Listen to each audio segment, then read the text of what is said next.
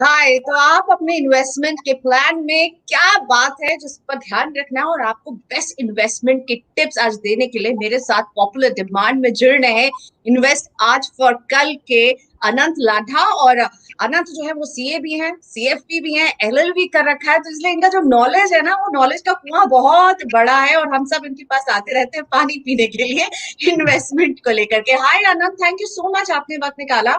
बहुत popular demand है भाई आपकी। ऐसा क्या आप बताते हैं, मुझे ये समझ आइए। सबसे पहले तो ऐसा कौन सा इन्वेस्टमेंट का मंत्र है अनंत का, मुझे वो जानना है। Hi Priyanka, thank you so much for such a sweet intro. देखिए, मेरे हिसाब से ना, जो मेरी इन्वेस्ट आज फॉर कल की फैमिली है, मैं उसको फैमिली ट्रीट करता हूँ। और सिर्फ वही बात करता हूँ जो शायद मैं खुद भी इन्वेस्ट कर रहा होता हूँ या मैं खुद अपनी लाइफ में यूज कर रहा होता हूँ। सो आई पर्सनली बिलीव, जब हम वही आगे वाले बताने की कोशिश करते हैं जो हम खुद कर रहे होते हैं, तो हमारा कन्विक्शन या बोल दिया जाए हमारा कॉन्फिडेंस भी ज्यादा होता है और हम वहां पे रिस्पॉन्सिबल भी ज्यादा होते हैं। और बस यही मेरे हिसाब से सिर्फ एक कारण है कि हमारी फैमिली हमसे इतनी जुड़ी हुई है। इन्वेस्टमेंट्स की बात करें ना प्रियंका, तो दो इंपॉर्टेंट पॉइंट है। म्यूचुअल फंड्स और शेयर मार्केट, चाहे इक्विटी शेयर्स की हम डायरेक्ट बात करें, दोनों ही इंपॉर्टेंट है और दोनों साइड बाय साइड चलते हैं। पर दोनों को आपको डिफरेंट तरीके से टेक केयर करना पड़ेगा। जब भी आप म्यूचुअल फंड्स में इन्वेस्ट करें, हमेशा अपनी सूटेबिलिटी के अकॉर्डिंग इन्वेस्ट करें और अपने हमेशा एक गोल बना के इन्वेस्ट करें। देखिए, कई बार होता है कि हमें जाना कहाँ है हमें वो भी पता नहीं होता। अगर हमें ये नहीं पता कि हमें कहाँ जाना है, तब तो हम कोई सा भी डायरेक्शन ले ले, कहीं ना कहीं तो पहुंच ही जाएंगे। पर अगर हमें पता है कि हमें कहाँ जाना है, तो हम हमारी डेस्टिनी तक बहुत अच्छी तरीके से पहुंच सकते हैं। म्यूचुअल फंड्स में आपके लिए ये सबसे इंपॉर्टेंट होने वाला है। इसी के अगेंस्ट शेयर्स की बात करें, तो शेयर्स में आपके पास अपना प्रोसेस होना चाहिए। मैं ये नहीं कहता कि मेरा ही प्रोसेस सबका सबसे अच्छा है, या वॉरेन बफेट सर का सबसे अच्छा है, या किसी और सो कॉल्ड इन्वेस्टर का सबसे अच्छा है। सबका अपना अपना प्रोसेस होता है, क्योंकि सबका अपना माइंडसेट और अपनी रिस्क प्रोफाइल हो सकती है। पर जो भी आपका प्रोसेस है, उसको हमेशा फॉलो कीजिए। और सिर्फ ऐसा नहीं है कि प्रॉफिट आने के समय फॉलो करना है। जब आपको अगर लॉस हो डायरेक्ट इक्विटी शेयर्स में, वहां पे आपके पास एग्जिट रूल भी आपको फॉलो करने का प्रोसेस हमेशा होना चाहिए। राइट, तो एक गोल बहुत जरूरी है जो कहा ना आनंद ने। और मुझे आनंद सबसे अच्छी बात आपकी ये लगी, आपने जो कहा ना कि फैमिली है इन्वेस्ट आज फॉर कल, तो इसीलिए आपके लिए इतने सारे लोग जुड़ गए। तो कोई आपको भाई कह रहा है, कोई सर कह रहा है, कोई आपको रॉक स्टार कह रहा है। Okay, thank you so much जो लोग जुड़े हुए हैं। सो बिग बुल आपको कह रहे हैं अनंत भाई। हेलो, अनंत सर कह रहे हैं आपको Kunwar Vishwanath Rai. Thank you so much. Utkarsh ji जुड़े हुए, सुपर हीरो हमारे अनंत जी है। Okay great. नहीं। तो चलिए, सुपर हीरो के सामने कुछ अब प्रॉब्लम्स फेंके जाते हैं। अभिषेक मॉल जो जुड़े हुए हमारे साथ लाइव में पूछ रहे हैं ये सवाल कि इनके पास 15 फंड है पोर्टफोलियो में। Mirae asset emerging blue chip है जिससे अच्छा रिटर्न इनको मिला है। मुझे 2 लाख और इन्वेस्ट करने हैं, मिराई में ही डाल दूं या कोई न्यू फंड मुझे लेना चाहिए? अभिषेक मॉल की मदद कीजिए आनंद। प्रियंका जी, बड़ा सिंपल सी चीज है। आपके ये जो इन्वेस्टमेंट करना चाह रहे हैं, उसका टाइम होराइजन क्या है और गोल क्या है, उसके अकॉर्डिंग डिसाइड करना है कि हमें इसके बाद एक्चुअली करना क्या है। और रही बात 15 फंड्स की, तो ये तो हम म्यूचुअल फंड इन्वेस्टर से ज्यादा म्यूचुअल ओके, फंड कलेक्टर हो गए। थोड़ा सा लग रहा है फील्ड हो गया था, फिर से आप वापस आ गए। अच्छा, चलिए ओके, ठीक है जी। प्लीज अभी तो कंटिन्यू, क्या, प्लीज कंटिन्यू। मार्केट मार्केट भी इतना वॉलेटाइल हो रखा है, अगर हमारा लाइफ थोड़ा बहुत वॉलेटाइल हो जाए तो इट्स एब्सोल्युटली ओके। देखिए, एब्सोल्युटली। 15 फंड्स कलेक्ट करना, इट इज लाइक हम कलेक्शन कर रहे हैं मोर देन कि हम कोई इन्वेस्टमेंट प्लान कर रहे हो। मेरे दादाजी को कॉइन्स का कलेक्शन है, तो उनके पास बहुत सारे कॉइन्स है। वैसे ही कुछ इन्वेस्टर्स किसी ना किसी कारण से या किसी मिस्टेक की वजह से म्यूचुअल फंड इन्वेस्टर से ज्यादा कलेक्टर बन जाते हैं। उन्हें हमेशा अपना पोर्टफोलियो थोड़ा सा कंसोलिडेट करने की कोशिश करना चाहिए। और कोशिश करना चाहिए कि 5 से लेके मैक्सिमम 8 फंड्स में आपका पोर्टफोलियो कंप्लीट हो जाए। इससे ज्यादा फंड्स की हमें कभी भी रिक्वायरमेंट नहीं होती है, पहला इंपॉर्टेंट पॉइंट। मेरा ये asset emerging blue chip fund बहुत अच्छा फंड है। नीलेश सर का फंड है। इसकी ऑफर की साइज थोड़ी सी बढ़ गई है, जिसकी वजह से किस तरीके से अब ये बड़ी साइज के साथ परफॉर्म करता है, वो एक क्वेश्चन मार्क आ जाता है। अगर हमारे पास सफिशिएंट अमाउंट इसमें इन्वेस्टेड है, तो हम सेम कैटेगरी में कुछ और फंड्स ले सकते हैं, प्रोवाइडेड जो आप कैटेगरी में जाने की कोशिश कर रहे हैं कि इमर्जिंग ब्लू चिप, ऐसी कंपनीज जो आने वाली समय की ब्लू चिप हो सकती है। आज के दिन शायद मिड कैप या स्मॉल कैप है। आपका मिनिमम 5 साल से 7 साल टाइम होराइजन होना चाहिए, फिर हम इसमें प्लान कर सकते हैं। अभी जिस लेवल में मार्केट है, अगर मार्केट 14,000 के आसपास या इस लेवल में मिलता है, तो हम लमसम कर सकते हैं। वरना अभी भी हमें इसे 10 पार्ट में डिवाइड करके इन्वेस्ट कर देना चाहिए। आई डोंट थिंक ज्यादा दिक्कत आनी चाहिए, प्रोवाइडेड हमारा टाइम होराइजन 5 साल से ऊपर है और हम वॉलिटिलिटी के लिए तैयार हैं। ओके, तो चलिए अगले सवाल की तरफ बढ़ते हैं। और ये सवाल मैं लेना चाहूंगी जो हमारे पास व्हाट्सएप पर आया था परमिंदर सिंह का। प्लीज जो लोग यूट्यूब में जुड़ रहे हैं भेजिए अपने सवाल, और भी तब तक हम परमिंदर जी के सवाल का जवाब देते हैं। ये कह रहे हैं कि मैं लंबे समय के लिए सिप करना चाहता हूँ और इनका बजट जो है बहुत स्पेसिफिक है, 3,000 रुपए जो है अभी वो अफोर्ड कर सकते हैं मंथली सिप करने के लिए। तो आप परमिंदर को क्या सलाह देंगे? और स्पेशली अभी आपने ये टॉपिक टच भी किया आनंद की, ये जो मौजूदा बाजार है इसमें क्या इन्हें सिर्फ शुरू करना चाहिए? ये सवाल कई इन्वेस्टर पूछते भी हैं, और परमिंदर जी के लिए क्या सलाह होगी?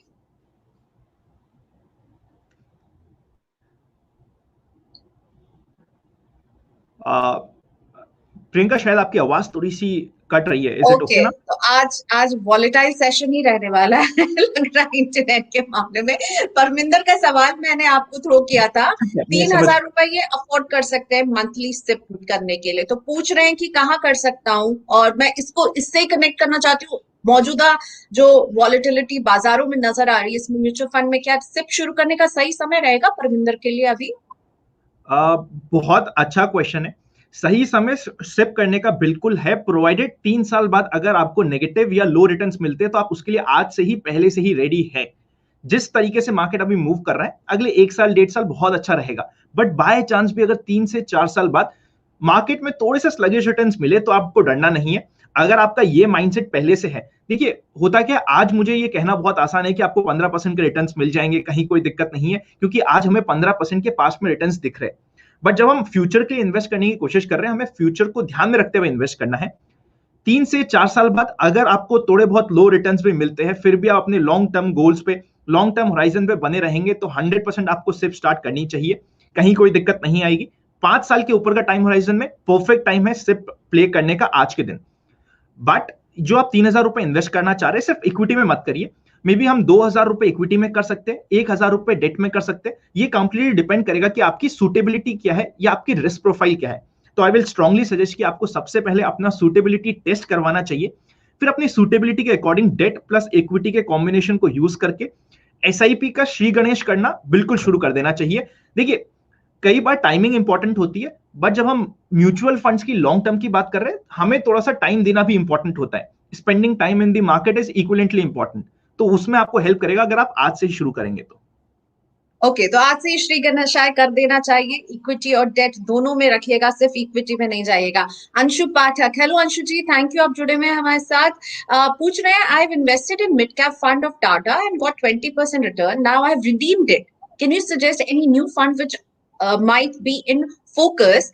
टाइम ड्यूरेशन इनके पास 5 साल का है, और इनके पास गोल भी है। अंशु जो है वो एजुकेशन के पर्पज से जो है ये निवेश करना चाहते हैं, और मतलब एक गोल जो है कि शिक्षा के लिए इसका इस्तेमाल करेंगे। अंशु जी का फंड जो एग्जिस्टिंग फंड है टाटा मिड कैप फंड, काफी काफी अच्छा फंड है अपनी कैटेगरी में। ये चाहे नंबर 1 फंड ना हो पर कंसिस्टेंट परफॉर्मर है। तो इस फंड में जिन्होंने इन्होंने ऑलरेडी इन्वेस्ट किया था, अगर उसमें भी हम कंटिन्यू करना चाहे तो कर सकते हैं।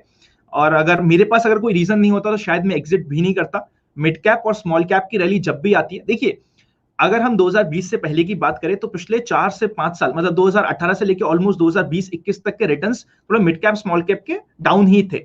अब फाइनली वो पिछले 6 महीने में कैचअप करना स्टार्ट हुए। तो मिड कैप की रैली अभी लंबी चलने की पूरी पूरी एक्सपेक्टेशंस है।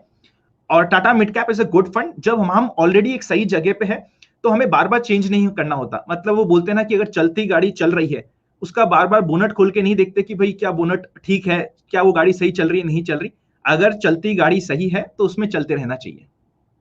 ओके, सो अंशु आपने बिल्कुल सही फंड में आप इन्वेस्टेड थे, उसको भी आप कंटिन्यू करें तो अच्छा ही रहेगा। अच्छा, ये पारस अग्रवाल जी का सवाल है, अंशु के ठीक नीचे है, और ये मैं बहुत ही इंक्विजिटिव हूँ क्योंकि मैं आपकी जानना चाहती हूँ आपका व्यू क्या है। अब पारस क्या कह रहे हैं कि इनके पास फिजिकल गोल्ड है, क्या इसे बेच करके वो इक्विटी मार्केट में आए और ट्रेडिंग करें इस सिचुएशन में, जब बाजार इस तरह से नजर आ रहा है? ऐसे में कई लोग को ये बाइंग अपॉर्चुनिटी दिख रही है, आपका क्या व्यू है अनंत इस पर? देखिए सबसे पहले गोल्ड एक सेपरेट एसेट क्लास है, इक्विटी एक सेपरेट एसेट क्लास है। दोनों को हमें सेपरेटली डील करना जरूरी है। और हम ऐसा नहीं करेंगे कि या गोल्ड हो गया या फिर एफडी का पैसा सीधा का सीधा इक्विटी में लगा देंगे। इसका मतलब ये बिल्कुल भी नहीं कहना चाहता कि इक्विटी मार्केट में अपॉर्चुनिटीज नहीं है, बहुत अपॉर्चुनिटीज है। पर आपको हर एक एसेट क्लास की रिस्क और रिटर्न्स की प्रोफाइल को समझना पड़ेगा और फिर इन्वेस्ट करना पड़ेगा। अगर आपका ये जो गोल्ड का पैसा था ये लो रिस्क पैसा था जिसमें आप ज्यादा वॉलेटिलिटी नहीं देख सकते, तो आपको गोल्ड में ही रहने देना चाहिए। और वैसे भी गोल्ड ने एक अच्छा करेक्शन 44,000 तक का दे दिया था, अब फाइनली कैचअप करने की कोशिश कर रहा है, तो gold as an asset class भी अब खराब नहीं है। देखिए, आई थिंक पारस जी ने मेरा एक शायद वीडियो देखा होगा जब 54,000 में मैंने एग्जिट के लिए बोला था गोल्ड, बट वो वीडियो का एक अपडेटेड वीडियो भी आ गया था कि 44,000 पे finally gold is looking good, अब यूफोरिया खत्म हो गया है। तो now gold is in neutral position. तो अगर हमारे गोल्ड एसेट क्लास के लिए हमने इन्वेस्टमेंट किया था, दैट इज ओके। इक्विटी में आना चाहते हैं, प्रोवाइडेड आपको रिस्क और रिटर्न समझ आता है, तो इसमें भी कोई दिक्कत नहीं है। ओके, सो बैलेंस कीजिएगा। और आपको यहाँ पे अब साकेत का भी सवाल ले लेते हैं। अच्छा, पूछ रहा है कि Tata motors posted a loss in Q4, is the stock still good to re enter? If yes, वैसे हम इन्वेस्टमेंट पर फोकस करना चाहते थे, पर क्योंकि अनंत कुछ सब लोग स्टॉक्स के लिए जो है चेज करते हैं, अनंत क्या ये नहीं क्वेश्चन नहीं, आप ऐसा कुछ नहीं है, ऐसा जवाब कुछ देंगे नहीं है। साकेत को? ऐसा कुछ भी नहीं है। स्टॉक्स हो गए चाहे म्यूचुअल फंड्स हो गए, इन्वेस्टमेंट होता है। म्यूचुअल फंड्स में इन दी एंड स्टॉक्स में इन्वेस्ट करते हैं। अगर हमें स्टॉक्स के बारे में नहीं पता तो हमें म्यूचुअल फंड्स के बारे में शायद उतने अच्छे से ना पता हो। देखिए, टाटा मोटर्स की अगर बात करी जाए ना, रिजल्ट्स पुअर आए हैं, अभी इसका रिटर्न ऑन इक्विटी और अर्निंग्स इंपैक्टेड है, पर ये एक ऐसा सेगमेंट है जो पूरा का पूरा सेगमेंट ही अभी इंपैक्टेड चल रहा है ऑटोमोबाइल का। इसीलिए हमें इस चीज को ध्यान में रखते हुए इट्स अ गुड शेयर। अगर आपकी रिस्क प्रोफाइल को सूट करता है 300 से 310 के लेवल्स पे, I feel it is a good share to keep in radar. और कभी भी आपको रिवर्सल्स मिले तो आप इसको नोटिस में रख सकते हैं। और लॉस या पुअर रिजल्ट्स ऑटोमोबाइल इंडस्ट्री के सबके आ रहे हैं, बट ऑटोमोबाइल इंडस्ट्री में अभी हम फ्यूचर्स को देखने की कोशिश कर रहे हैं। जैसे ऑटोमोबाइल इंडस्ट्री हो गई, या फिर फॉर दैट मैटर आपकी प्रॉपर्टी रियल एस्टेट से रिलेटेड इंडस्ट्री हो गई, इसमें हम फ्यूचर को डिस्काउंट करने की कोशिश कर रहे हैं। अभी इंपैक्टेड है, this is an exceptional situation और ये सबको पता है। ओके, चलिए एक सवाल जो व्हाट्सएप पर आया था मैं वो लेना चाह रही थी, पर उसके पहले एक और सवाल सामने है अंकित मौर्य का। I am 24 year old, started to do mutual fund SIP in Axis blue chip and Motilal Nasdaq. Okay, चलिए इंटरनेशनल में भी एक्सपोजर ले रहे हैं, 1 साल से कर रहे हैं। Can you suggest other funds where I can diversify my mutual fund portfolio? Goal भी है अंकित का 5 to 10 years। सबसे पहले मैं मोतीलाल नास्डैक फंड पे बात कर लेता हूं। मेरा पर्सनल स्टेक इस पे थोड़ा सा अलग है। मैं जब भी इंटरनेशनल फंड में इन्वेस्ट करता हूं, जैसे कि हम इंडिया की बात करें तो इंडिया के हमें मल्टी कैप फंड्स बहुत पसंद आते हैं, वैसे ही काफी सारे इंटरनेशनल मल्टी कैप फंड्स होते हैं, वो मुझे ज्यादा पसंद आते हैं instead of investing in Nasdaq basket. Nasdaq basket ने ऑफ लेटली अभी अच्छे रिटर्न्स दिए हैं, पर वो एक बहुत सिलेक्टेड आईटी बास्केट के शेयर्स रहते हैं जिसमें हमारी कंसंट्रेशन रिस्क बढ़ जाती है। इसलिए मैं पर्सनली मल्टी कैप फंड ज्यादा पसंद करता हूं अगर मुझे यूएस मार्केट्स में इन्वेस्ट करना होता है। बाकी आपको कुछ स्मॉल कैप और मिड कैप में एक्सपोजर, अगर आपकी रिस्क प्रोफाइल सूट करती है, क्योंकि आपकी एज 24 है, अगर आपके कुछ इमीडिएट कमिटमेंट्स नहीं है तो आप मिड कैप और स्मॉल कैप की तरफ ध्यान लगा सकते हैं। और लार्ज एंड मिड कैप भी एक ऐसी कैटेगरी है जो मुझे अट्रैक्टिव लगती है, तो उसके ऊपर भी हम ध्यान रख सकते हैं। ओके, एक सवाल यहाँ पर जो कि मेरे भी मन में सवाल था कि हरीश तिवारी का डाल दिया, पर अभिषेक मॉल का सवाल मैं इसके बाद लेने वाली हूँ आनंद के लिए। How good is TradeCred as an investment space more in form term of allocation? Ma'am देखिए, ये जो क्वेश्चन पूछा है ना, इसमें मैं मुझे भी नाम नहीं बोलेंगे यार आनंद प्लीज। हाँ, आप मुझे नाम क्यों बोलने लगे सडनली? मुझे आपको सर बोलना चाहिए। नहीं, ये जो चलो हरीश की बात है। ये स्पेस में अभी मैं भी स्टडी कर रहा हूँ। जब तक मेरी पर्सनल स्टडी नहीं होती है मैं आपको नहीं बता सकता। ये कंप्लीट स्पेस एक नई स्पेस है जिसमें इन्वेस्टमेंट के लिए हम ऑप्शंस ढूंढ रहे हैं। मैं जब तक मेरा खुद का इन्वेस्टमेंट के लिए मेरे को कन्विक्शन नहीं आएगा, मैं इस पे ओपिनियन नहीं दे पाऊंगा। I am really sorry. I think this is what people love about you. खुद नहीं पता है तो कुछ नहीं बोलना। Very nice. अभिषेक मॉल का सवाल प्लीज, मैं भी इंक्विजिटिव हूँ। अभिषेक मॉल ये पूछ रहे हैं, कहाँ गया अभिषेक का सवाल, कि अनंत जी आपके पोर्टफोलियो में कौन कौन से फंड्स हैं, मुझे भी जानना है। देखिए इसमें ना मेरे तो पोर्टफोलियो के फंड्स और पोर्टफोलियो के शेयर्स किसी के भी पूछने से आपको कभी भी फायदा नहीं होगा। क्योंकि एक एग्जांपल देने की कोशिश करता हूं, अगर मैं कोई शेयर्स या फंड्स की बात करूं, हो सकता है वो मैंने शायद 10 साल पहले से स्टार्ट किया हो, या फैमिली से चलता आ रहा हो, या मेरे पास कोई पर्टिकुलर शेयर बहुत नीचे के लेवल से हो, या पर्टिकुलर फंड्स कोई नीचे के लेवल से हो, वो शायद आज रेलेवेंट भी ना हो। तो हमें वो समझना पड़ेगा। ये तो खैर आपने मेरा पूछा, तो मैं तो अभी बहुत आप बोल सकते हैं कि इन्वेस्टमेंट फील्ड में अभी बहुत नया हूं।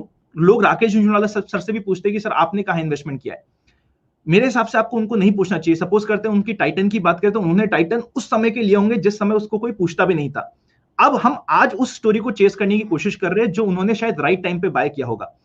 चाहे वो फंड हो चाहे स्टॉक हो, बाइंग राइट स्टॉक या फिर right fund at the right time is important. हो सकता है मैंने तो राइट टाइम पे बाय कर लिया, touch wood with God grace, और मैं आज आपको आके बता दूं कि देखो मेरे पास ये है, और इस परसेप्शन पे कि यार अनंत ने लिया है तो शायद अच्छा होगा, हम ले ले, तो वो गलत बात हो गई। बल्कि मेरा तो छोड़िए, अगर कोई वॉरेन बफेट सर का भी पोर्टफोलियो ऐसे कॉपी करने की कोशिश करे तो वो नहीं करना चाहिए, और ये सबसे बड़ी मिस्टेक होती है जो हम कर देते हैं।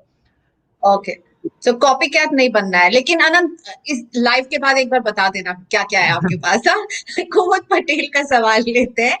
अच्छा, कुमुद का सवाल बहुत इंटरेस्टिंग है। हाँ, इनके पास 50,000 रुपए हैं और बोल रहे हैं कि ये सुकन्या समृद्धि योजना में डालना चाहते हैं। ऑब्वियसली बिटिया होगी उसके लिए डालना चाह रहे होंगे, या फिर म्यूचुअल फंड में डाल दे। कौन सा आपको बेटर लगता है? अब ये बड़ा टफ क्वेश्चन है। I really want to know आप इस कुमुद जी को कैसे मदद करते हैं।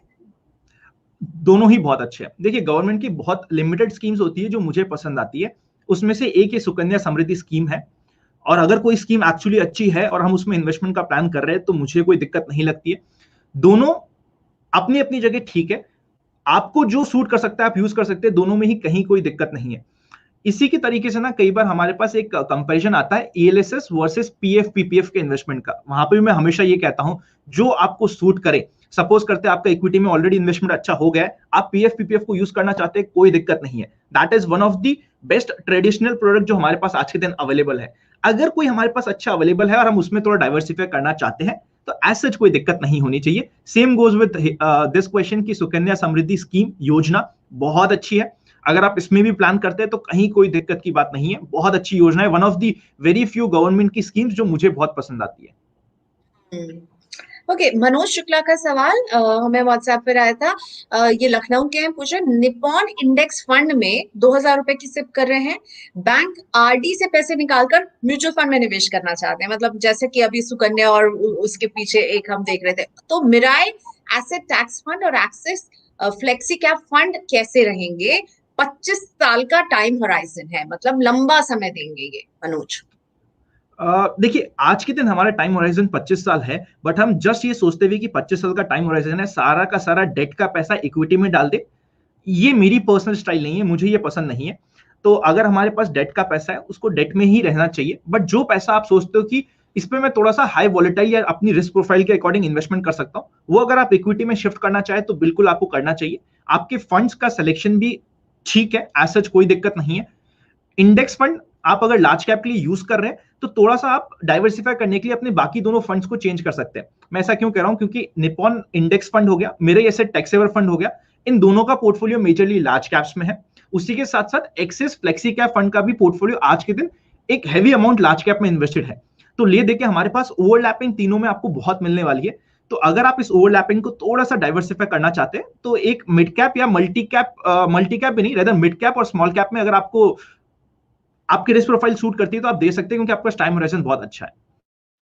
पूरा काम मत करिएगा, डेट उस समय हेल्प करेगा जिस समय इक्विटी हेल्प नहीं। राइट, तो इसलिए दोनों का जो है एक आपको मिक्स रखना चाहिए। ओके, कुछ और सवाल। आमिर खान का सवाल लेते हैं। Few of my tax saving funds are out of locking period and I am getting somewhere 25% return on the same. आप क्या सजेस्ट करते हैं? इनमें बना रहूं? लॉन्ग टर्म इन्वेस्टर है आमिर। अगर आपके पास कोई गोल नहीं है अभी तक तो आपको बने रहना चाहिए। प्रॉफिट बुकिंग करनी भी तो पार्शियल कर लिए, दैट इज ओके। बट आप देखिए ना, देखिए हमारे पास क्या होता है, पैसा है उसको कहीं ना कहीं तो इन्वेस्ट करना पड़ेगा। अगर आपने यहां से टैक्स सेविंग से निकाला पैसा तो आप इन्वेस्ट कहां करोगे? ले देखिए, आप ऐसे ही कोई फंड में ले लोगे जिसमें वही स्टॉक्स रहने वाले जो शायद अभी आप ऑलरेडी इन्वेस्टेड हो, तो फिर आपको कोई चर्निंग का यूज नहीं है। अगर आपको कोई पैसे की रिक्वायरमेंट है, कोई गोल है, उसके लिए आप रिडीम करते हो और लेते हो और फिर कहीं और यूज करते हो, दैट इज ओके। पर अगर आपके पास कोई यूज नहीं है, कोई गोल नहीं है, तो अननेसेसरी रिडम्पशन का कोई यूज नहीं होगा आपको। ओके, तो रिडीम नहीं भी करेंगे तो अच्छा रहेगा। रितेश अग्रवाल, मैंने 2011 में एक सिप प्लान लिया था, 1,000 रुपए पर मंथ ये डाल रहे थे Nippon India small cap fund में। इसका रिटर्न मुझे काफी अच्छा मिला है। इसी में अमाउंट बढ़ा दूं, दूसरा सिप प्लान लूं? अनंत, सबसे पहले तो आपने इतना टाइम होराइजन दिया, इसमें बीच में काफी टफ टाइम्स भी आए। जैसे इनिशियली जब आपने स्टार्ट किया था, आपका स्टार्ट करते ही 3 साल बहुत टफ थे, आपने उस समय पेशेंस रखा। फिर बीच में अभी 2018 से 2020 स्मॉल कैप के लिए डिफिकल्ट था, आपने उसके लिए पेशेंस रखा। तो इस चीज को देखते हुए लगता है कि आप पेशेंस आराम से रख पाते हैं और पेशेंट इन्वेस्टर्स है, तो आपके लिए कहीं कोई दिक्कत नहीं है। आप अगर एक और कोई लेना चाहते हैं तो मल्टी कैप टाइप के फंड्स में आप एक्सपोजर ले सकते हैं, आपके पास मिड कैप में ऑलरेडी है। Okay fine. Nitin ji, thank you Money Nine, nice initiative, thank you. आपने हमारे चैनल को भी सब्सक्राइब कर लिया, धन्यवाद। अनंत की तो आप फैन होंगे ही, तभी आप आए हैं। अनंत जी, इनका सवाल अच्छा है, सॉरी अनंत बोलूंगी मैं। What is Anant favourite sector in coming 6 months? हाँ, ये बढ़िया सवाल पूछा आपने नितिन। 6 महीने में कौन से सेक्टर्स हैं जो आपको अच्छे लग रहे हैं? देखिए, अभी जिस तरीके का मार्केट चल रहा है इसमें प्रियंका बहुत ज्यादा सेक्टर रोटेशन जल्दी जल्दी हो रहा है, बट एक सेक्टर है जो थोड़ा लंबे टाइम के लिए रह सकता है, वो होने वाला है इंफ्रा रिलेटेड सेगमेंट, जैसे कि सीमेंट इंडस्ट्री हो गई। जो भी रिलेटेड आपको इंफ्रा से रिलेटेड है वो यहाँ पे अच्छे रह सकते हैं, उसमें भी आपको रोटेशन मिलेगा। जैसे अभी कुछ समय पहले स्टील मेटल्स बहुत अच्छा कर रहे थे, उसके बाद मेटल्स रुक गए तो अभी सीमेंट्स ने टेक ओवर कर लिया। इस तरीके से जो भी सेक्टर आपको कंस्ट्रक्शन से रिलेटेड और आप बोल सकते हैं इंफ्रा से रिलेटेड है, वो अच्छा रहने की पॉसिबिलिटीज काफी ज्यादा हो जाती है, और अनलॉक थीम भी अच्छा, साथ में आएगी काम। ओके। एक एक सवाल ले लें कि बिलाल पूछ रहे हैं कि क्रिप्टो करेंसी एंड बताइए क्रिप्टो करेंसी में आपका क्या व्यू है? मैं इनका सवाल अभी ट्रेस नहीं कर मैं पा रही हूँ। या crypto currency, is it fine to invest 15% of capital? Risk to reward ratio अच्छा लगता है? देखिए, मैं उनमें से नहीं हूं कि क्रिप्टो करेंसी टूट जाए तो मैं यहाँ पे आके बोलूं कि देखो क्रिप्टो खराब है। मैं वो बोल नहीं सकता, क्योंकि जब वो बड़ा था तब बड़ा भी तो इसी तरीके से था। तो ना मैं क्रिप्टो के फेवर पे हूं, ना मैं अगेंस्ट में हूं। मैं खुद क्रिप्टो को अभी स्टडी कर रहा हूं, एंड थोड़ा मुझे टाइम लगेगा। एक बार मैं स्टडी करूंगा, उसके बाद आई नो काफी लोगों का ये क्वेश्चन आ रहा है, बट एक बार स्टडी कर लूं मैं, मेरे को एटलीस्ट 1 1.5 2 साल 3 साल स्टडी उस पर प्रॉपर्ली करने दीजिए, उसके बाद मैं ये देने की कोशिश करूंगा।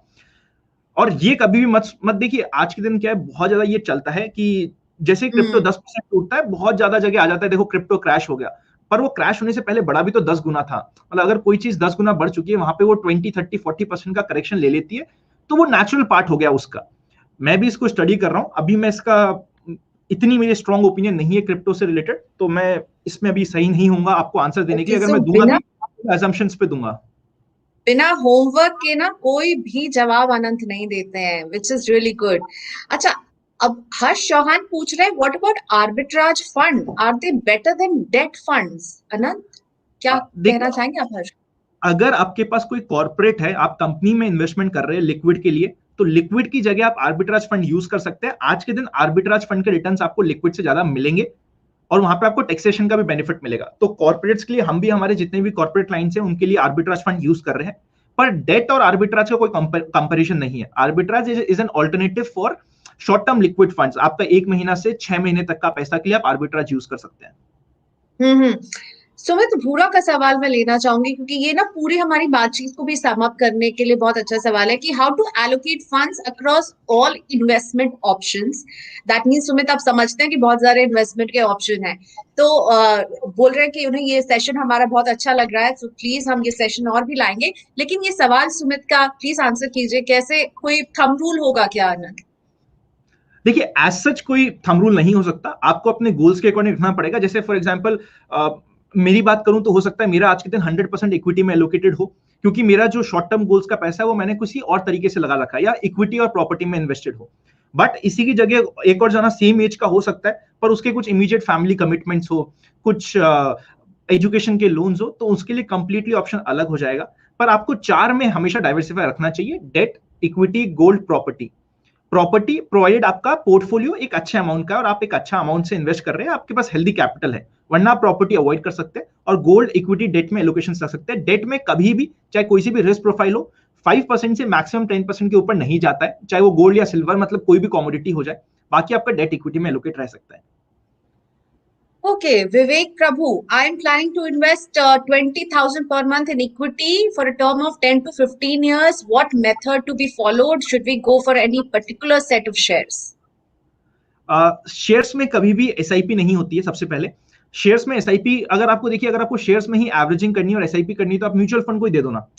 मतलब उसमें आपका कोई यूज निकल नहीं रहा कि देखो मैं शेयर्स में एसआईपी कर रहा हूं और मैं एक शेयर्स में एवरेजिंग डाउन करना या एसआईपी का कंसेप्ट मुझे बिल्कुल समझ नहीं आता। अगर आपको एसआईपी करनी है, आप म्यूचुअल फंड्स में करिए। अगर आपको इक्विटी में इन्वेस्टमेंट करना है, तो आप किसी भी एक पर्टिकुलर शेयर को नहीं चूज कर सकते। फिर आपको मार्केट को देखते हुए, अर्निंग को देखते हुए, किस तरीके से सिनेरियो चल रहा है, उन सब चीजों को ध्यान में रखते हुए इन्वेस्टमेंट करना पड़ेगा।